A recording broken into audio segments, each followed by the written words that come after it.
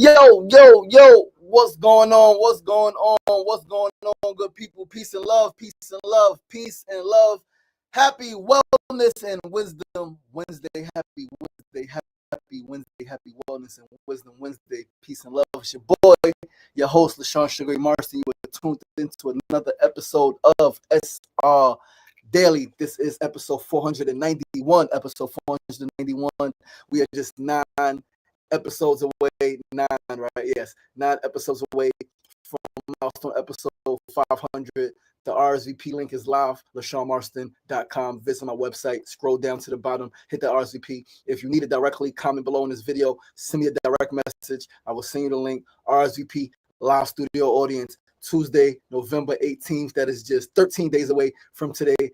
13 days away from today. Next milestone episode 500. We will have a live studio audience. We will have some sparkling cider. We will have some fruits, and it's gonna be a beautiful time, man. Live show. Guest interviews, regular 4 segments. There's gonna be a time celebrating 500 consistent episodes of the show. SR Daily with Personality meets enlightenment. The flyer is done. Everything is out. I'm super excited. I'm super grateful for the journey. I'm super humbled. Just on my own consistency. All right. Didn't think I could do something like this without a big team. Didn't think I could do something like this without being paid. But it's passion, it's purpose, it's my dream. It's to host a talk show. And we're doing this shit, man, day in and day out, through all of the trials, through all of the tribulations, through all of the freaking ups and downs, and all of the challenges, and all of the shit, man. We are doing this shit. We are doing this shit. We are doing this shit. So mark your calendar. Tuesday, November 18th, Queensbridge, New York, 10-25 41st Avenue, episode 500 of SR Daily. It's early in the morning, 9 a.m. to 10 a.m. That's going to do a 1-hour show instead of the standard 30 minutes. But if you can't get there 8:30 a.m. because at 9 a.m. we go live, 10 a.m. the show is over. We'll stay for about an hour and a half, have some fruits, have some beverages, take some pictures, shoot some content, just chat it up, right? Talk about what's next, talk about how we can connect with each other, how we can plug in, and yeah, man, how we can just make our lives more enriched, right? How we can help enrich each other's lives. Yo, Eat the Glory, what's going on? Your man, what's going on? My brother Beans, what's going on? What's going on? Mona Love, what's going on, baby girl? Thanks for tuning in. Happy Wellness and Wisdom Wednesday. You love my fit. Thank you, sweetheart. I appreciate you. Listen, guys, we get the show started. We got a lot to talk about today. Today. It's a new fucking day in New York City. It's a new day in American history. It's a new day in freaking global culture. Magic happened yesterday. We're going to talk about it, though. All right, but let's get the show started. Once again, episode 491 of SR Daily. It's a beautiful day outside, Wednesday, November 5th, 2025. Was a full moon last night. Mona and I danced on the rooftop in Brooklyn under the beautiful, brightly lit moon. It was like a glow around it. The stars was out. It was a beautiful freaking night, man. Yeah, man, I'm excited. Yogi Medicine, man, what's going on, my brother? Peace and love. Good to see you. Listen, guys, let's start the show with our first segment. Sandra, what's going on? What's going on? Peace and love. Thanks for tuning in. Let's start with the first segment. Today's first segment is the phrase of the day. Today's phrase is 2 words, 2 powerful words. A lot of controversy, but 2 powerful words nonetheless. Phrase is prayer works. That is the phrase. Prayer works. Now, again, this is an extremely controversial phrase, and I wholeheartedly understand why. Right? I wholeheartedly understand why this phrase is so controversial. Because some people will say, if prayer works, then why were so many Africans who were praying, why were they still kidnapped and enslaved and beaten and killed and brutalized and tortured? Why did that happen? Why did God allow that to happen if prayer works? I understand that. Now, I would say I agree with the phrase prayer works, even though I understand fully that there were people who prayed and nothing changed, right? So it all depends, in my humble opinion, on what prayer means to folks. Now, for me, I'm saying prayer works. I don't mean me asking a source outside of myself for anything is going to get me. It's going to get it for me. That's not what I'm saying. I'm not saying that me praying to an entity outside of myself that I have no connection with, that's right. that my prayer is gonna be answered. No, not necessarily. What it means to me is a commandment of all the energies within me, and right, yes, because there are elements outside of myself that I need to work in my favor. But it's a fucking commandment. It's not a beg. It's not an act. It's a fucking commandment. Make this shit happen. Right? Even when I'm asking for continued guidance, I'm asking for continued strength. I am envisioning myself stronger, protected, guided. Right? And I know that energy is inside of me first and foremost. It's in my siblings. It's in my mama. It's in my daughter. Right? It's in everything that I'm biologically connected to. My blood, that energy, that source. So it's in my ancestors, my dad who's no longer here, my aunt who's no longer here, my 3 siblings who are no longer here, my grandfather, my grandparents who are no longer here. It's inside of them, right? So like I'm praying with conviction, I'm praying with faith, right? So I'm praying that all of this shit works on my behalf, right? I'm commanding that all of this energy works on my behalf, whether for myself solely or on and with someone I love and care about. Someone has an illness, someone is incarcerated, someone is facing eviction, right? I'm going to pray for them. I'm going to pray, and I'm going to figure out how I can be the answer to their prayers, right? I'm going to figure out how I can answer their prayers, right? Whether it's some guidance, some wisdom I can share with them, right? Whether it's if it's finances and something, if I have money, if I can help them financially, because there's a difference in telling somebody I'm going to pray for you, brother, I'm going to pray for you, sister, and then saying I'm going to be the answer to your prayers. I'm here to answer your prayers. I am the prayer answered that you ask. That you, when you pray to God and ask for deliverance, ask for, I'm that answer to that prayer. Here to help you, here to serve you, here to guide you, here to uplift you out of your condition, right? So this speaks somewhat to what we were talking about yesterday, the Pygmalion effect, right? The phenomenon, the cognitive bias, right? Where having high expectations of others tends to lead to them performing well, or and simply speaking, thinking positively about someone will lead them to having a more positive outcome. Thinking positively about someone will lead them to having a more positive outcome, because thoughts change things. We know that. We know that thoughts not only change the molecular structure, the cellular structure in your body, if thoughts have the power, if thought, if thought with faith, right, knowing that this is happening, to positively impact the cellular structure, the molecular makeup of another being as well, right? So yeah, man, like prayer works. That's the phrase of the day, right? And again, extremely controversial, and I understand why it's controversial, and like your prayer not being answered now don't mean it won't be answered. Your prayer not being answered now doesn't mean it won't be answered. What you ask for, what you command, not happening immediately in your life doesn't mean that it's not happening in your life. Especially when you think about, when you understand, overstand that every single thing that comes to fruition does just that, comes to fruition. It goes through a process. So what you praying for, what you asking for a financial abundance, and you're still struggling paycheck to paycheck, but you're not realizing that the people who you needed to get out your way, who are sucking your energy dry, are starting to move out your way. You're starting to have higher energy. You're starting to get around people who think more positive, right? Like, and it may be a 6-month, 2-year, 5-year process when you start to make more money, 10-year process when you start to make money, because things got to clear out. Every single thing is a process. So prayer works. Doesn't mean that it's a fucking magic pill where you pray for something, you ask for something, you command something, it's going to happen now immediately. Behaviors got to change. Mindsets got to change. Things got to be moved around.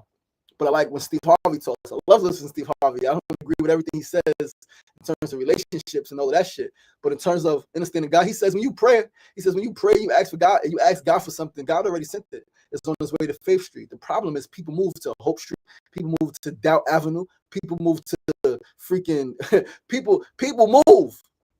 God already sent what you're asking for. What you commanded is already on its way. But people don't got no patience. People don't got no patience. This shit is deep, family. But that's the phrase of the day. Prayer works, right? Let's move right along to our second segment of the day. Today's second segment, our need to know news of the day. Today's news. Listen, I live in New York. I am a born and raised New Yorker. I live in Queens, Western Queens. Grew up in Long Island City, Queensbridge to be exact. Currently living in Astoria. Right? And my assembly member, Zoran Kwame Mamdani, is the fucking mayor of New York City. What a time to be alive. That motherfucker ran a brilliant and extremely effective campaign.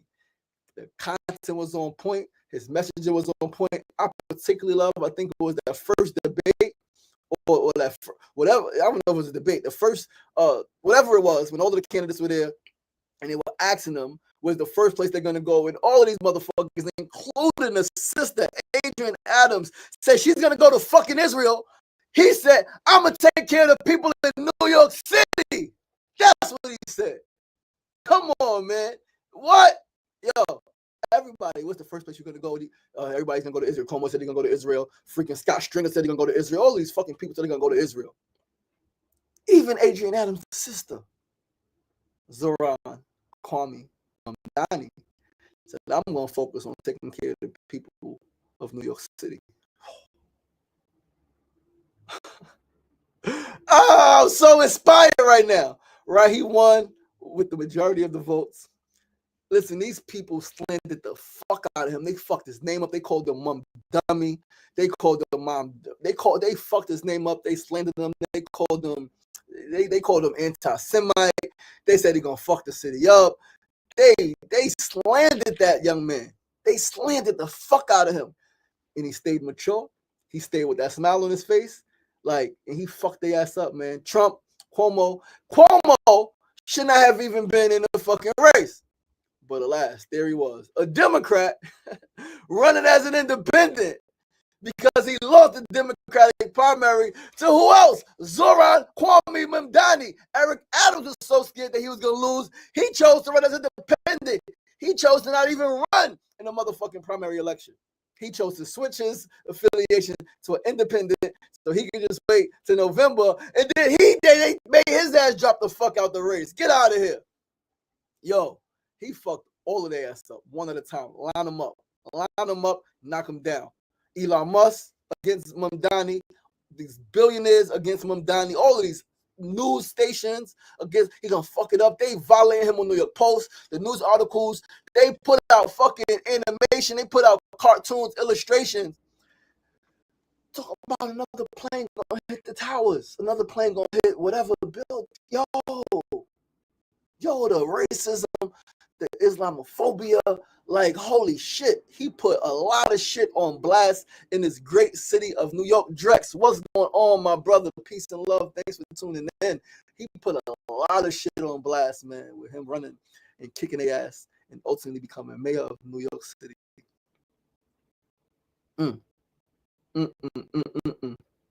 It's some shit. It's a time to be alive. Like, I am beyond inspired because and we're going to talk about this in our build of the day because it's two very distinct mindsets, right, that I've noticed at play, right?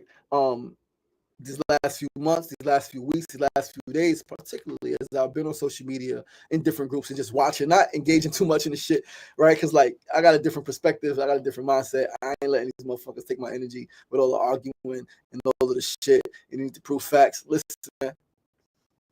You don't think he could do all the things he said he could do? Hey, maybe he can't. Maybe he will. Who fucking knows? What I know is that he's the fucking mayor.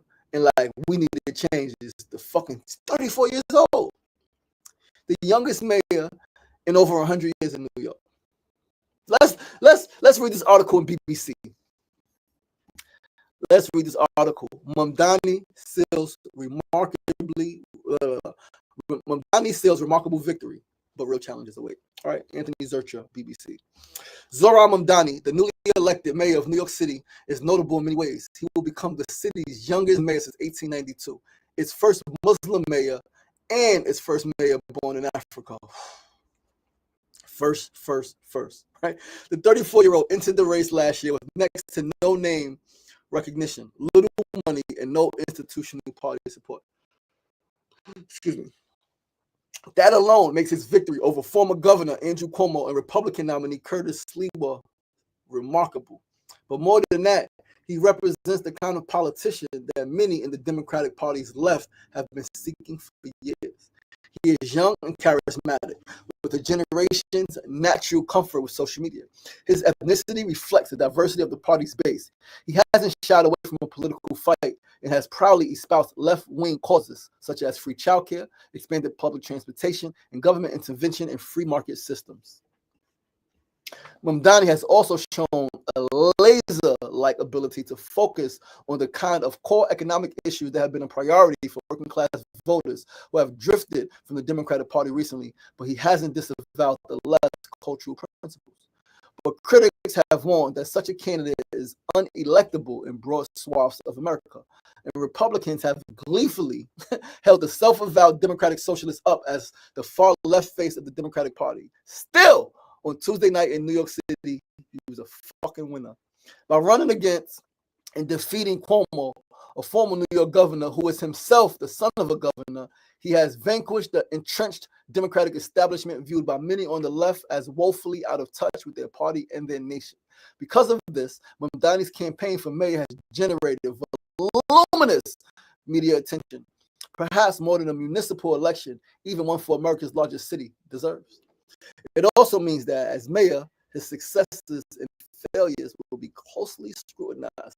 Listen, I'm joining this team. I'm figuring out how I can join that team. I'm getting into politics. I'm a motherfucking call this motherfucker. I've been texting him. I know he's been busy. He had bigger fish to fry, bigger people to talk to. But I'm gonna call this motherfucker. I got his number, had his number. We've exchanged texts in recent months and years. I'm gonna call him. I'm gonna figure out. I'm gonna go to his assembly office. I got plans.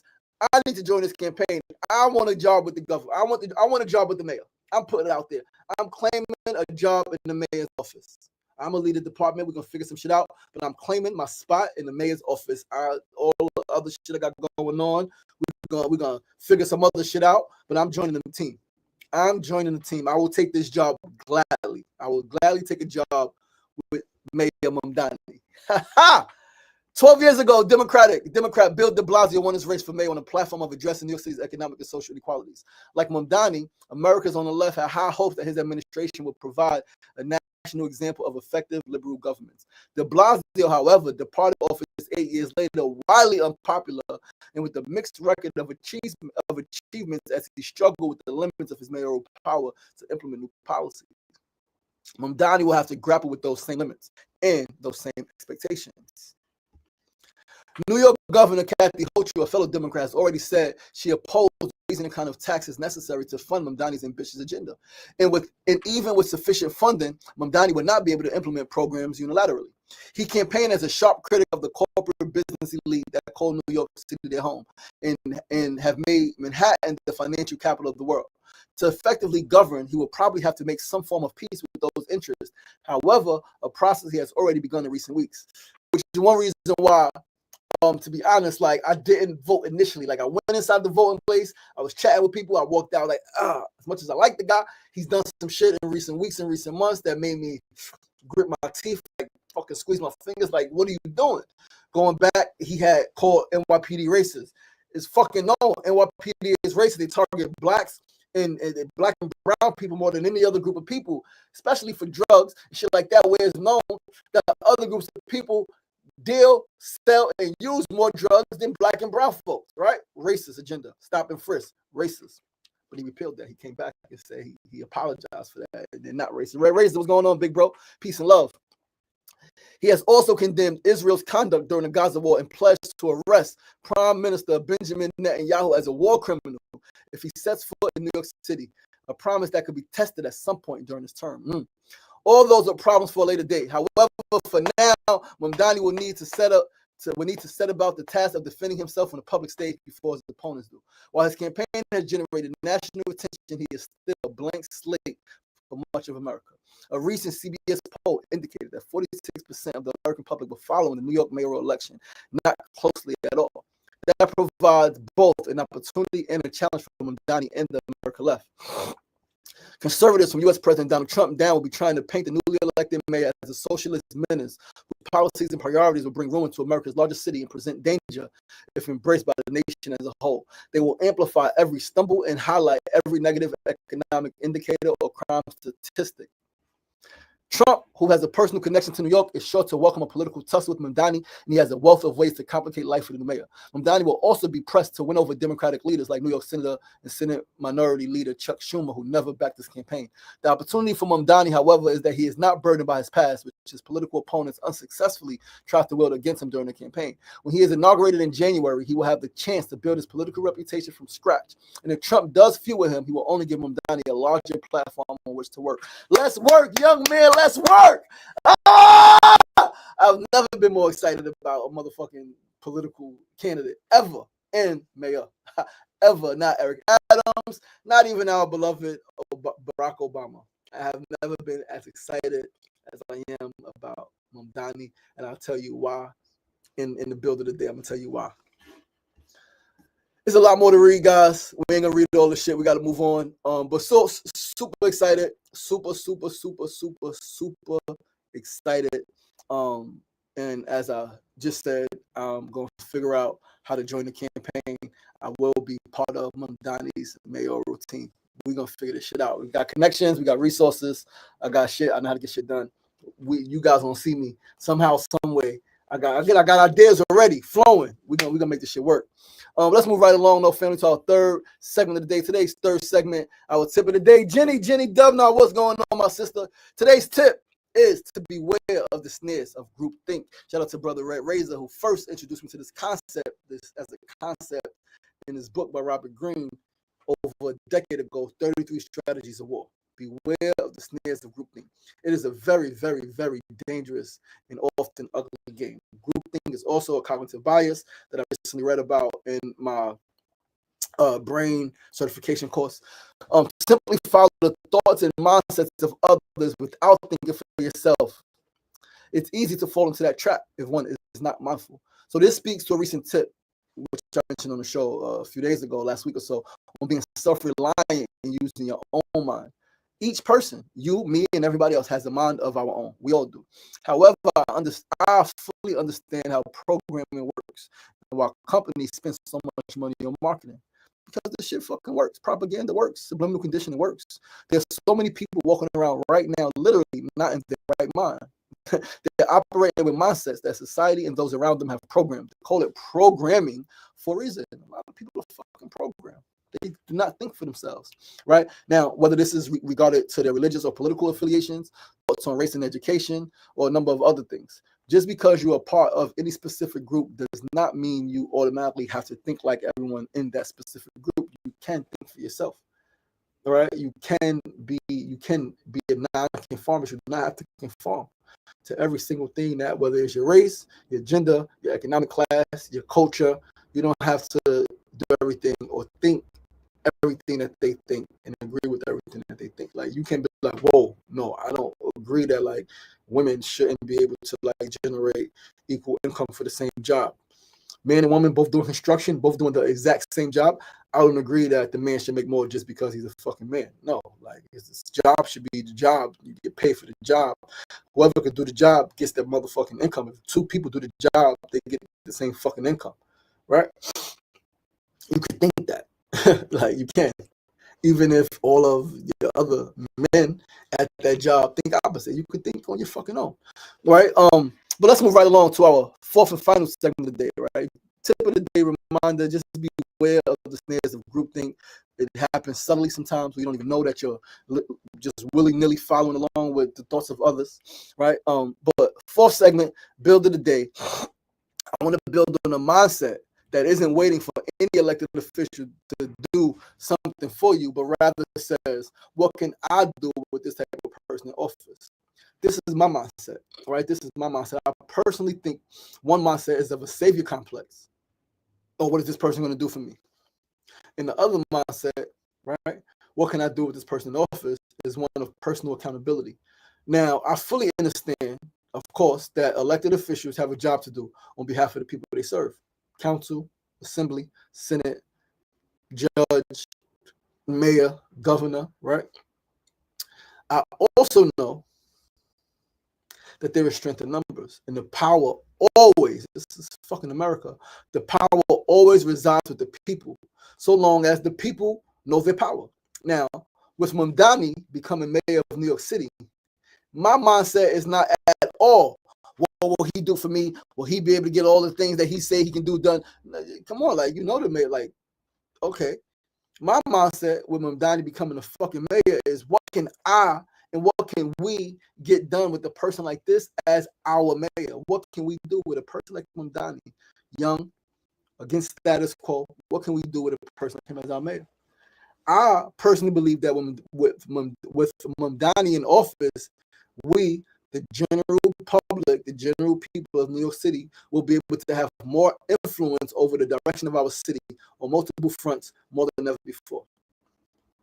Like the beautiful thing about some of us is we're gonna do us regardless of who's in office, right? Like, we're gonna do what the fuck we gotta do, and we're gonna get done what we gotta get done.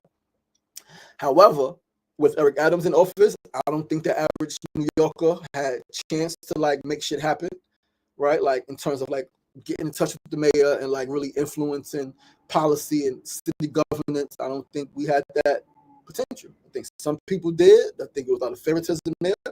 Could still be some favoritism with Mamdani.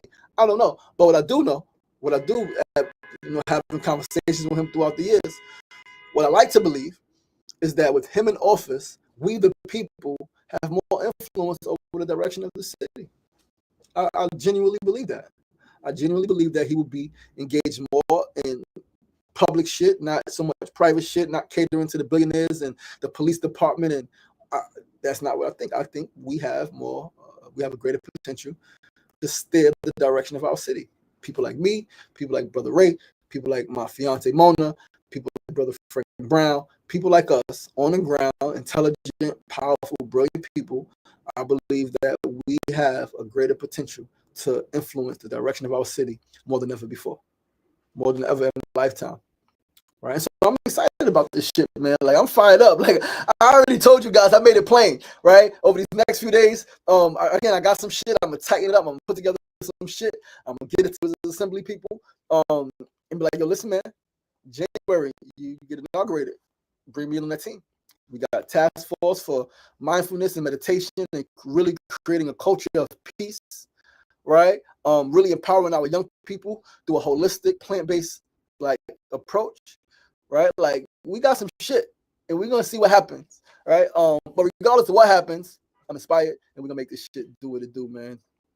And yeah, man, like, it's a new day.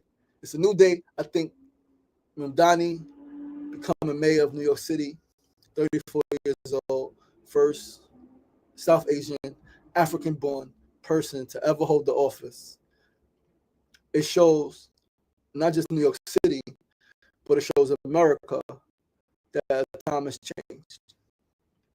Out with the old guard. Out with the old guard. We don't want the old guard no more. Like, it's over. Younger, sharper, more charismatic. Now, I understand that charisma doesn't mean anything, right? Charisma doesn't get the job done. But charisma gets you in a position where you could get the job done, right? Because simply being charismatic, we've had so many charismatic leaders over the years who speak good, dress nice, they got a beautiful smile, right? Everybody loves them, and they fucking up the city, they fucking up the state, they fucking up the country, they killing leaders in other countries because of the fucking. So being charismatic alone doesn't mean anything. But he's a very charismatic dude. And he did some things, right? Going back and forth a little bit. I had to stop. I'm like, I don't got energy for this shit. Brothers like in one of the groups, Black Resource Network, he's like, oh, Mamdani, he can't do nothing. He did nothing as an assembly member. I'm like, well, he did a couple things. Yeah, what did he do? Name them. Well, he gave our org 100K. Then he gave us another couple 100K, right, to start sliding scale farm stand, community hub, about free groceries in Queensbridge. He said, well, give you all 100K. And he got 4 bills passed again. Well, they're elected officials who get bills passed who don't empower communities. So it depends on what you care about, right? As an assembly member, got 4 bills passed. Cool. He helped empower a whole community, the largest public housing neighborhood in the country. He helped empower, helped create jobs for people, helped ensure people had fucking quality, affordable, and free groceries, locally sourced groceries, organic groceries, right? That in turn it allowed us to help farmers. Like he empowered the community, right? That helped empower another community. So depends what you care about. But guys, with that, that's the show. I got shit to do today. Thank you so much for tuning in, man. Listen, I love you guys. I appreciate you guys. I'm your boy, your host, LaShawn Sugar Marston. You're tuned into episode 491 of SR Daily. SR Daily is where personality meets enlightenment. Remember to mark your calendar, Tuesday, November 18th, 9 a.m. to 10 a.m. Episode 500. Queensbridge, New York, 10-25 41st Avenue. Please do RSVP though. If you are coming, please RSVP. We got 50 seats. Please RSVP. The link is in my website. The RSVP link is on my website, LaShawnMarson.com. If you're watching on Instagram, hit the link in my bio. I'm going to pin the link on Facebook.